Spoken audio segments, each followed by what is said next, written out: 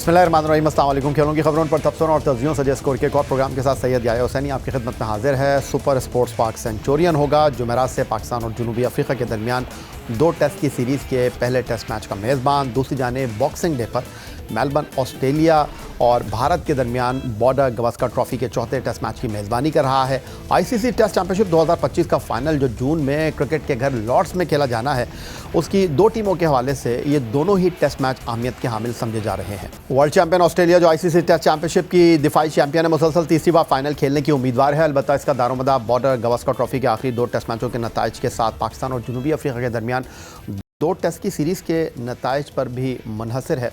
इस वक्त ICC test championship 2023 से 25 के तीसरे एडिशन के फाइनल के लिए ऑस्ट्रेलिया, भारत और जनूबी अफ्रीका दौड़ में शामिल हैं।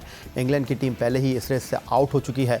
आईसीसी टेस्ट चैंपियनशिप के 2 फाइनल खेलने वाली भारत की टीम इस बार फाइनल रेस का हिस्सा ज़रूर है, ताहम टेम्बा बबूमा की क़यादत में खेलने वाली जनूबी अफ्रीका की टीम से उसका सख्त मुकाबला है। हाल ही में श्रीलंका को होम ग्राउंड पर टेस्ट सीरीज़ में 2-0 से हराने वाली जनूबी अफ्रीका की टीम अगर होम ग्राउंड पर पाकिस्तान को इसी मार्जिन से शिकस्त दे दे तो उसकी फाइनल की निशिस्त पक्की हो सकती है।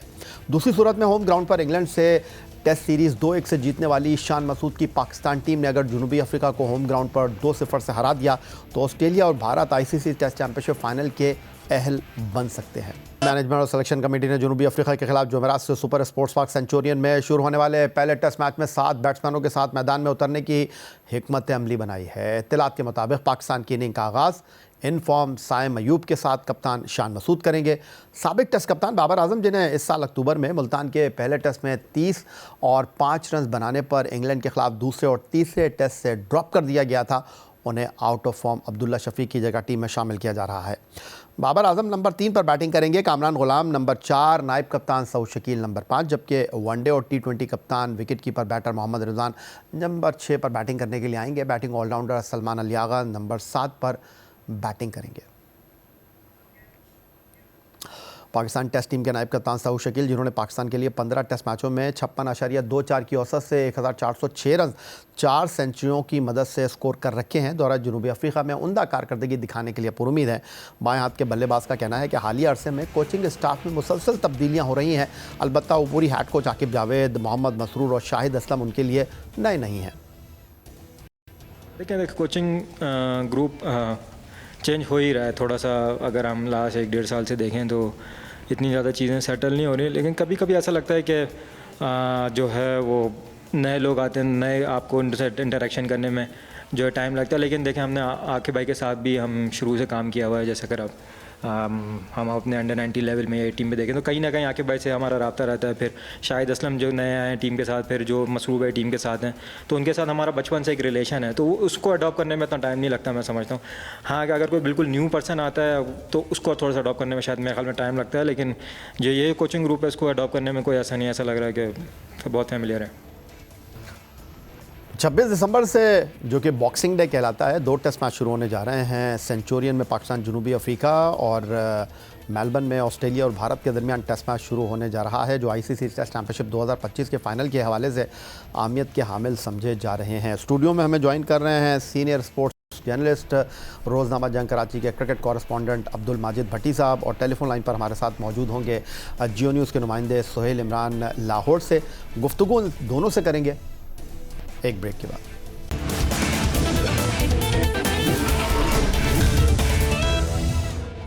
पाकिस्तान और जनूबी अफ्रीका की क्रिकेट टीमों के दरमियान super sports park Centurion 2 test मैचों की सीरीज़ के पहले टेस्ट मैच का जुमेरात से मेज़बान होगा। स्टूडियो में हमें ज्वाइन कर रहे हैं सीनियर स्पोर्ट्स जर्नलिस्ट, रोज़नामा जंग कराची के क्रिकेट कॉरेस्पॉन्डेंट अब्दुल माजिद भट्टी साहब, खुशामदीद कहेंगे आपको।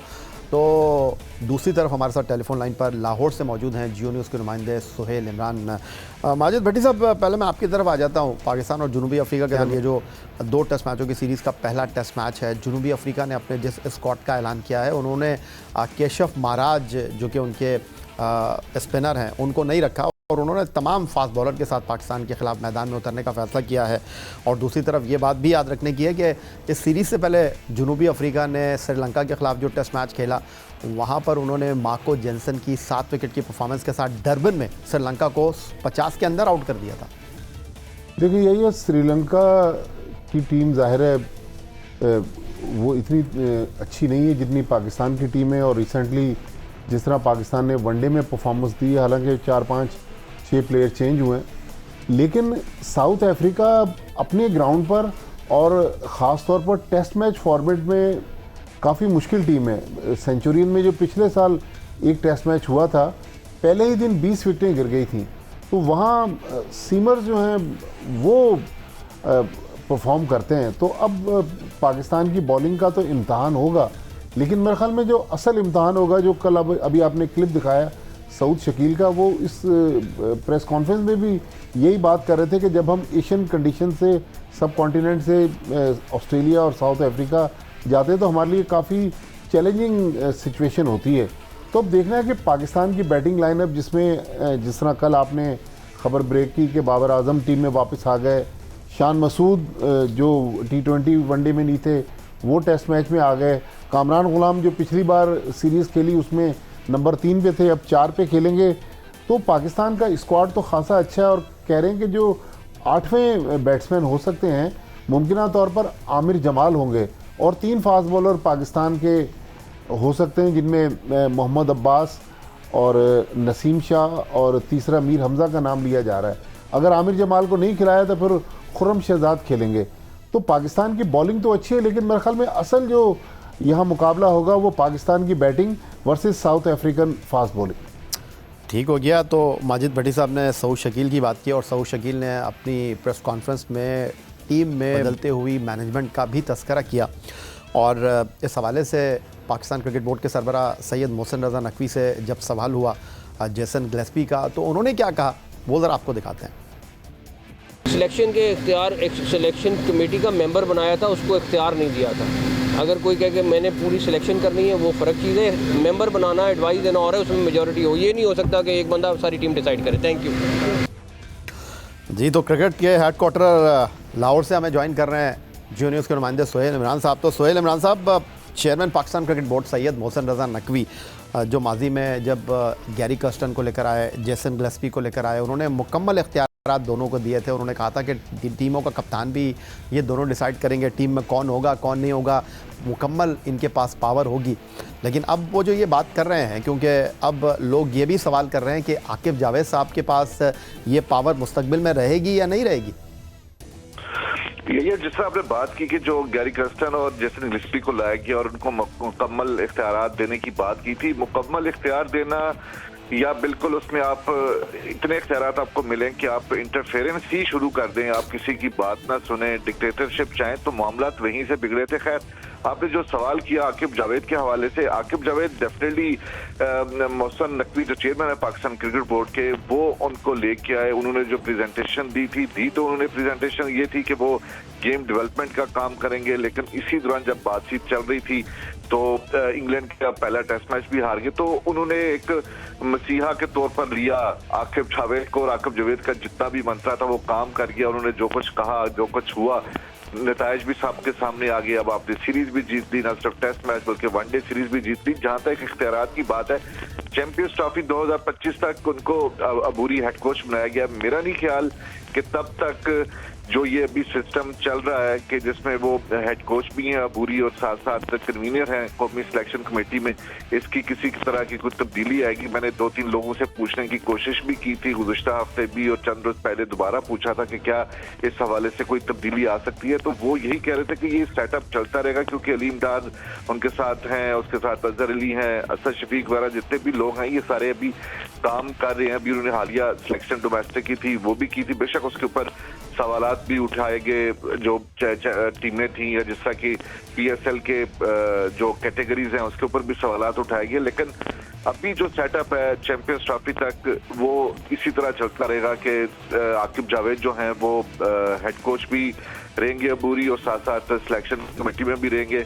आगे आने वाले दिनों में वेस्ट इंडीज के खिलाफ 2 टेस्ट मैचेस की सीरीज है और उसके बाद ट्राई नेशन है, वही टीम होगी जो ट्राई नेशन में ठीक। तो सोहेल इमरान कह रहे हैं कि सेटअप में फिलहाल कोई तब्दीली दिखाई देगी नहीं, और चेयरमैन क्रिकेट बोर्ड जो बात कर रहे थे और वो गैरी कर्स्टन और जेसन गिलेस्पी के हवाले से कर रहे थे। तो माजिद भट्टी साहब, आकिब जावेद जो हैं, हमने देखा ऑस्ट्रेलिया के दौरे में असद शफीक बतौर सेलेक्टर पैगाम रसानी का काम कर रहे थे, और जिम्बाब्वे में Aqib Javed whole and sole incharge थे, वहाँ किसी सेलेक्टर की ज़रूरत नहीं थी। अब जनूबी अफ्रीका में भी ऐसी ही सूरत हाल जो है वो आपके सामने है और वनडे सीरीज़ में 2 सेंचुरियाँ बनाने के बाद बाबर आजम के लिए टेस्ट टीम का दरवाज़ा खुला है, बना फर्स्ट क्लास क्रिकेट में परफॉर्मेंस किए हुए और शान मसूद को कायल किया गया कि वो इनिंग का आगाज़ करें। तो जो सोहेल इमरान साहब फरमा रहे हैं, आपको लगता है कि आकिब जावेद साहब जो है उन्होंने अपना वज़न खिलाड़ियों के पलड़े में डाल दिया?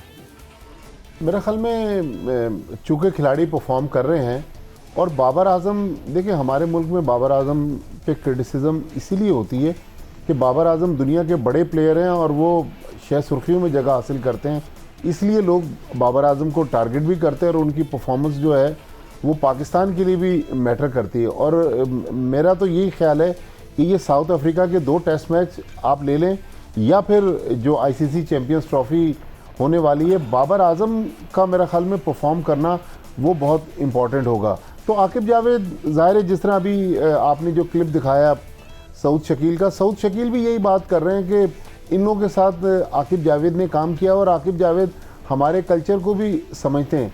लेकिन मेरा थोड़ा सा क्रिकेट बोर्ड से इस लिहाज से इख्तलाफ है कि जब आप फॉरेनर्स को लेकर आते हैं उस वक्त तो कांधों पर बिठा देते हैं, लेकिन जब थोड़े से मामलात ऊपर नीचे होते हैं तो फिर एकदम से हम उनके नीचे से तख्ता खींचने की कोशिश करते हैं। मेरा ख्याल शुरू से अगर उनको डिसिप्लिन कर दिया जाए, लेकिन अगर जैसन गिलेस्पी पे ये मोहसिन नकवी साहब कह रहे हैं कि क्राइटेरिया था कि वो कोचिंग के लिए आए थे, सिलेक्शन में मुशावरत कर सकते थे, सिलेक्शन नहीं कर सकते, तो फिर मेरा ख्याल आकिब जावेद के लिए भी क्राइटेरिया वही होना चाहिए। उनके लिए क्राइटेरिया डिफरेंट रखा हुआ है। यहाँ देखें पीसीबी के 2 अलग अलग वर्जन हमें नज़र आ रहे हैं। ठीक हो गया। तो सोहेल इमरान साहब, अब थोड़ा चैंपियंस ट्रॉफी के हवाले से बात कर लेते हैं। ऊँट जो है वो एक करवट बैठ चुका है, पाकिस्तान के पास मेज़बानी है, दुबई का फैसला हो गया है, 3 मैच नेशनल स्टेडियम कराची में, 3 पिंडी क्रिकेट स्टेडियम रावलपिंडी में और 4-4 फ़िलहाल तो दे दिए गए हैं दुबई और कद्दाफ़ी स्टेडियम को। 5वां मैच फ़ाइनल की शक्ल में किसके नाम कुराए फाल निकलता है डिपेंड करेगा भारत की टीम के हवाले से। लेकिन दूसरी तरफ ये जो तामीराती काम है उस हवाले से क्या अपडेट है, क्योंकि इंटरनेशनल क्रिकेट काउंसिल, पहले मैं भट्टी साहब से पूछ लेता हूँ। भट्टी साहब, कितने पहले आपको उनको हैंड ओवर करना होगा ये तीनों स्टेडियम?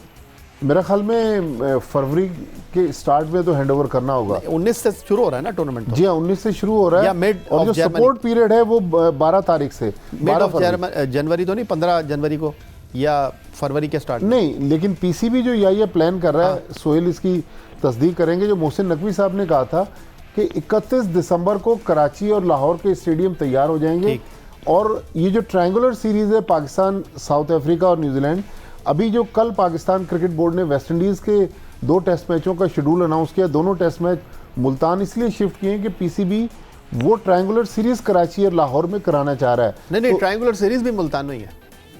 नहीं, कहा यह जा रहा है नहीं हो रही। नहीं, पहले तो उन्होंने मुल्तान ही अनाउंस किया था, लेकिन अब कहा जा रहा है कि वो वर्ल्ड कप से चैंपियंस ट्रॉफी से पहले कराची और लाहौर को चेक करना चाहते हैं। कराची में जो लाहौर का सोहेल इमरान बताएंगे, कराची का जो मैंने सुना है 3 ग्रुप मैचेस और 1 फाइनल जो है ट्रायंगुलर सीरीज़ का वो नेशनल स्टेडियम कराची को दिया जाएगा, लेकिन काम अच्छा खासा बाकी है। हालांकि 24 घंटे काम चल रहा है, लेकिन अब ये किस तरह कंप्लीट होगा।